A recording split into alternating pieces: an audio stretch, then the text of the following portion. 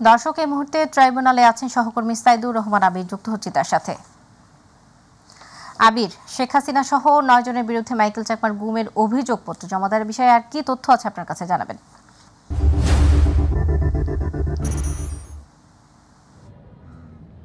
ধন্যবাদ।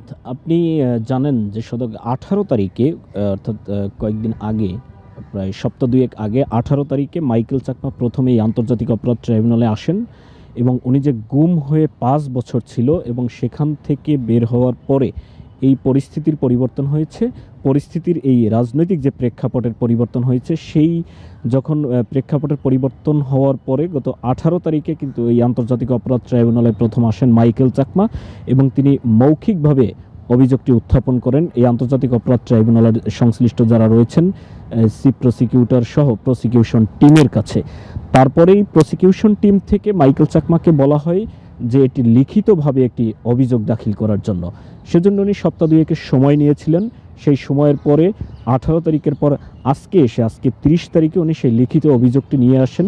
সকাল 9টায় আন্তর্জাতিক অপরাধ ট্রাইব্যুনালে আসেন মাইকেল চাকমা। আর মাইকেল চাকমা হচ্ছে, আপনি জানেন যে আদিবাসীদের একটি ছাত্র সংগঠন রয়েছে, যেই সংগঠন থেকে আদিবাসীদের বিভিন্ন অধিকার আদায়ের লক্ষ্যে তারা দীর্ঘদিন যাবৎ কাজ করে আসছে, আন্দোলন করে আসছে, সংগ্রাম করে আসছে।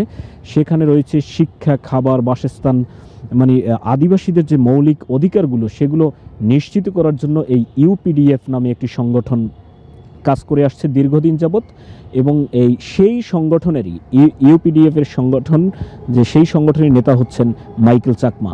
মাইকেল চাকমা সকাল 9টায় আন্তর্জাতিক অপরাধ ট্রাইব্যুনালে এসে লিখিত সেই অভিযোগটি দায়ের করেন। অভিযোগে 1 নম্বরে নাম হচ্ছে সাবেক প্রধানমন্ত্রী আওয়ামী লীগ সভাপতি শেখ হাসিনার নাম, এবং তারপরে যে 8 জন রয়েছে, 8 জন হচ্ছে আইন শৃঙ্খলা বাহিনীর ঊর্ধ্বতন কর্মকর্তারা। এই 9 জনের নামে অভিযোগটি দায়ের করা হয়। অভিযোগটি খুব গুরুত্বের সাথে গ্রহণ করে প্রসিকিউশন টিম, এবং প্রসিকিউশন টিম থেকে একজন প্রসিকিউটর আব্দুল্লাহ নোমান, উনি গণমাধ্যমের সাথে এ বিষয়ে কথা বলেন এবং উনি যেটি জানিয়েছেন যে আনুষ্ঠানিকভাবে মাইকেল চাকমা তার অভিযোগ লিখিতভাবে দায়ের করেছেন এবং আমরা সেটি গ্রহণ করেছি। এটি নিয়ে এখন তদন্ত সংস্থায় এটি পাঠানো হবে, এটির উপরে তদন্ত করা হবে।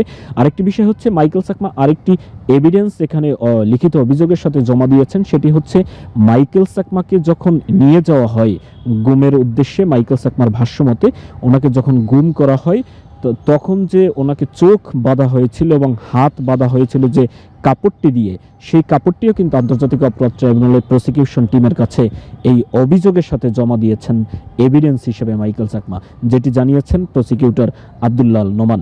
এখন এটি তদন্ত সংস্থায় যাবে ওনার অভিযোগটি, এবং সাথে যে এভিডেন্স দিয়েছেন সেটিও যাবে।